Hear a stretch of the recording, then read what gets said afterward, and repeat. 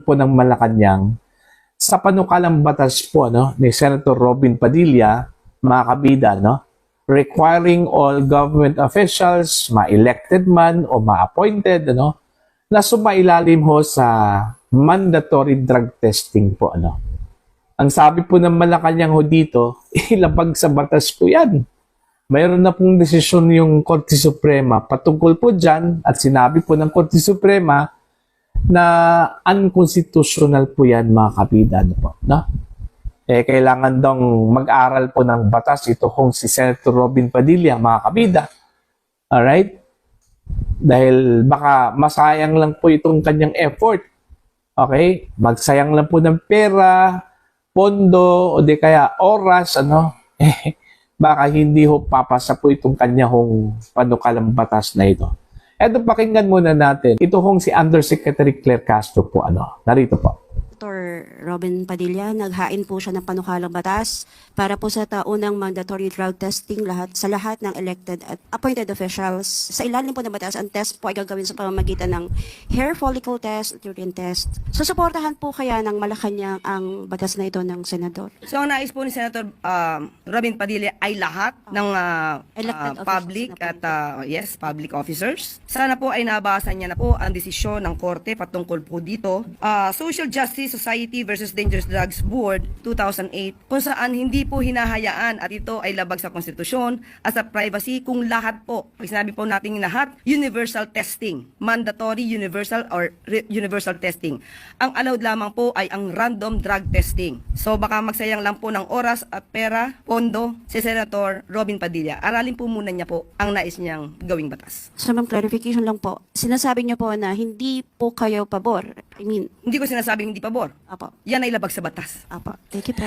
Ayun, ang linaw po dun sa kanya sinabi po, labag sa saligang batas. Mayroon na pong desisyon ng Korte Suprema, At saka nilinaw din niya, mga kabida, nung tinanong po siya ng isang miyembro po ng Malacanang press corps kung tutol ba dito yung Malacanang, Ang sabi po niya, hindi po sila tutol, ngunit labag lang talaga sa saligang batas po ito, mga kabida. Okay? Now, my personal take po dito, alam naman po natin na labag po yung mandatory, mga kabida. Alam na po natin yan na ang allowed lang po ito kung random drug testing, po. Pero, ito lang sa akin, ang pinag-usapan na kasi dito is transparency po, Kung wala lang po tayong ikakatakot po, mga kabida, bakit ayaw ho nating voluntarily sumailalim po tayo dito ho sa drug test po, Okay. Okay, sabihin na lang po natin. Huwag na lang nating i-consider yung mandatory. Ito na lang po. Voluntary drug testing, mga kabida.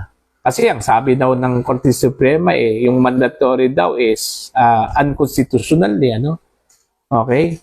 So, i-equate na lang po natin dun po sa voluntary po. And since meron po tayong problema ho sa illegal na droga dito ho sa Pilipinas, kasi pati yung mga nasa gobyerno ay infiltrated na po, mga kabida. Kumbaga, sa sakit pa yan, nahawaan na po, itong mga nasa gobyerno po, Hindi lang po dyan sa pribado po, mga kabida, yung laganap yung illegal drugs, pati dyan sa gobyerno, pati sa mga empleyado, maging sa official po ng gobyerno, laganap na po itong illegal na droga, mga kabida. At saka hindi po deserve yan ng taong bayan, mga kabida, using their tax money, na pinasweldo po natin doon ho sa mga nasa gobyerno, hindi po deserve nila yan. At saka, wala naman pong masama po siguro, na lahat po, mga kabida ng mga nasa gobyerno, elected man o appointed, sasailalim ho sa drug testing. Okay? Para lang po, ipakita po sa taong bayan na sila po ay malinis. Hindi ho gumagamit ng droga, hindi po addict, hindi po lulong sa droga, mga kabida. hindi naman po maganda, no, na gumagamit ka po ng illegal na droga tapos nagsisilbi ka po diyan sa gobyerno. Nanunungkulan ka po, ano, bilang appointed o di kaya elected officials. Diba? Deserve po yun ng taong bayan, mga kabida, ano, na yung kanilang leader malinis, drug-free eh. Diba? Ano bang sabi po ng batas po, ano, mga kabida? Eto, babasahin ko lang po. Kasi alam naman po natin na illegal yung, ano mandatory drug testing po, ano, mga kabida. Hindi po ito angkop po sa saligang batas po natin. Ano po? The Supreme Court in Social Justice Society versus Dangerous Drugs Board, ano, struck down the provision of the RA 9165 that required candidates for public office to undergo mandatory drug testing. Reason: it added an extra qualification for effective office not found in the Constitution, like age, citizens, literacy, and residency. Thus, mandatory drug testing for candidates, elected officials is unconstitutional as a precondition to the candidacy. Ang sinabi po dito sa batas, yung tatakbo bilang mayor, vice governor, governor, congressman, ano, senador, 'di ba? Meaning kandidato po. Okay, kandidato po. Hindi po sinabi po dito na yung nakaupo na po bawal. Okay? 'Di ba? Ngayon, yung mga incumbent officials, hindi po ba pwedeng sumailalim po sila, no, sa drug testing po, mga kabida, no? Nanalo na po yan eh. Okay? Ang sinabi lang po ng Korte Suprema, no, hindi po pwedeng isa sa ilalim mo yung mga kandidato na yan kasi malalabag yung kanilang karapatan po, ano, na tumakbo, mga kabida. Kasi ang sabi lang po sa ating saligang batas dun sa qualification para maging kandidato ho, mga kabida, una, natural born citizen, ano.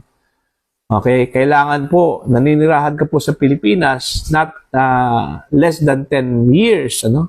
Yun lang po yung ilan sa mga sinabi po ng saligang batas po, ano, sa pagiging kandidato. At wala hong sinabi doon na kailangan ho na sumailalim ka po ng drug test po, ano. Okay? Given that situation po, ano, mga kabida. Eto, tapos na po yung election, nanalo na po yung mga kandidato po, ano. Umupo na po, naglilingkod na po, ano. Bakit hindi po sila pwedeng sumailalim ho sa drug test po, mga kabida, no? Ang purpose lang po dito, ano, para lang po ipaalam po sa taong bayan na sila po ay malinis. Sila po ay hindi addict, sila po ay hindi lulong sa droga, no, mga kabida. Yun lang po yun. Okay? Kumbaga, voluntary po yun, ano, mga kabida. Bakit hindi ho magawa po yan ng mga politiko, ng mga opisyal po ng gobyerno? Ang pagkakaalam ko lang po, mga kabidang, natatakot po dyan yung mga gumagawa po ng hindi maganda, no? Yung mga addict, yung mga lulong sa droga, yung mga gumagamit po ng illegal na droga. Yung panukalang batas po, ano, ni Senator Robin Padilla, hair follicle test pa naman, ano? So kahit na po matagal ka nang hindi gumamit po ng illegal na droga, malalaman po yan, ano, kung ikaw po ay gumamit po ng illegal na droga, ano po, mga kabida. So marami hong takot po dito, ano? Marami hong ini-invoke po nila ito hong batas at decision po ng Korte Suprema na unconstitutional ito hong mandatory drug testing, ano? Hindi ko sinabi po, mga kabida, na yung pagkasabi ho ni Undersecretary Claire Castro, takot po siya, no? Na baka malaman po. Kasi dun ho sa panukalang batas po ng senador, kabilang po dun yung Pangulo, ano? From top to bottom po yung gusto ho niyang mangyari po, mga kabida, no? Na mandatory drug testing, ano? Hindi ko po sinabi natakot po itong si Undersecretary Claire Castro na baka mapabilang po itong si Pangulong Marcos po makabida na sasailalim po sa drug testing mga kabida. Ang sa akin lang po dito dapat po sa isang nanunungkulan konsensya na po nila, di ba? Na ipaalam po at maging totoo po sila dun po sa kanilang mga constituents. Ganun lang po yun. Kasi kung wala kang itinago po mga kabida, hindi ka po matatakot dito. Mismo ikaw, magbubuluntaryo po sasailalim po sa drug testing po mga kabida. Ganun lang po yun. Okay?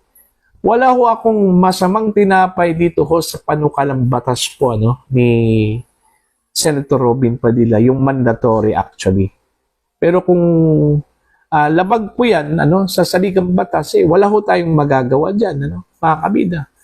Pero sana, sa mga official po natin, ma-elected man or ma-appointed man, mga kabida, kusang loob na po nila yon Since andyan na po sila sa posisyon, kusang loob na po nila yon na sumailalim po sa drug testing. Kasi ang hinahanap lang po natin dito yung malinis po na workplace. Di ba kampanya po ng gobyerno po mga kabida na dapat po lahat po mga kabida, ma-workplace man yan o ma-environment man po yan, mga kabida, dapat wala kong illegal drug users. Kaya nga yun yung kampanya po ngayon, mahigpit na kampanya po ng gobyerno, to get rid of these illegal drugs. Kung hindi man po masawata, hindi man po ito maubos lahat, kahit papaano, mabawasan po mga kabida. Man-neutralize po natin. Kasi yung illegal drugs po ay hindi lang po yan nasa streets. Pati na po sa bahay, andyan na po, kahit anong sektor po ng lipunan, andyan na po yung illegal drugs na yan. Sa hanay po ng gobyerno, andyan na po yan, So, paano ho natin matcheck na yung mga nagsilbi ho sa atin, yung mga naglilingkod po ng mga taong gobyerno, hindi po addict, hindi po lulong sa droga, hindi gumagamit po ng illegal na droga, kung hindi po sila sasailalim ho sa drug test po. Huwag na natin gamitin yung mandatory po mga kabida. Dito na lang po tayo sa voluntary po. Usang loob na lang po, Okay? Dapat po yung mga nasa gobyerno, yung mga opisyal po natin, mga kabida, kusang loob na po nila yun, na sumailalim. Just to make sure na hindi po sila addict, hindi po sila gumagamit ng illegal na droga. Kasi ang pinag-usapan po natin dito, mga kabida, ay public service. And since public service, lahat pong mga nanunungkulan po mga kabida sa gobyerno, meron pong public accountability. Deserve po yan ng taong bayan kasi pera po nila yung pinasahod po sa kanila, mga kabida. I understand dun ho sa sinabi po, predicament po ni Undersecretary Claire Castro kasi unang-una, abogado po siya. So, nararapat po na sundin po yung batas.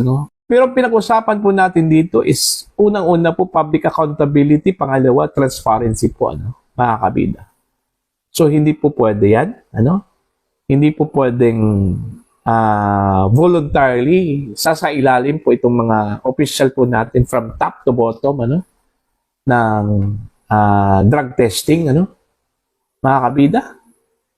O baka naman po, ayaw po nila, kasi baka po malalaman po makabida na sila po ay gumagamit po ng illegal na droga. Sila po ay addict. Yun lang po yun ang rason Okay, wag na lang po nating i-invoke yung batas. Kasi batas na po yan, Dito na lang po tayo sa voluntarism po mga kabida. Magbuboluntaryo na lang po itong mga politiko, itong mga opisyal po natin. Eto, once and for all, para po malaman po ng taong bayan, ng aking mga constituents na ako po ay hindi addict, hindi po ako gumagamit ng illegal na droga. Sasailalim po ako sa drug testing. Ano? Tapos na po yun. Okay? Wala na pong debate-debate po dyan, mga kabida. No? Okay? So, para po sa inyo, ano pong inyong pananaw at tingin ho dito? Ano? Please comment down. Sa mga hindi pa po subscriber sa aking channel, please subscribe. Just click the subscribe button. Click the notification bell, click all para updated po kayo mga kabida sa aking mga uploads. Maraming salamat po sa inyo lahat.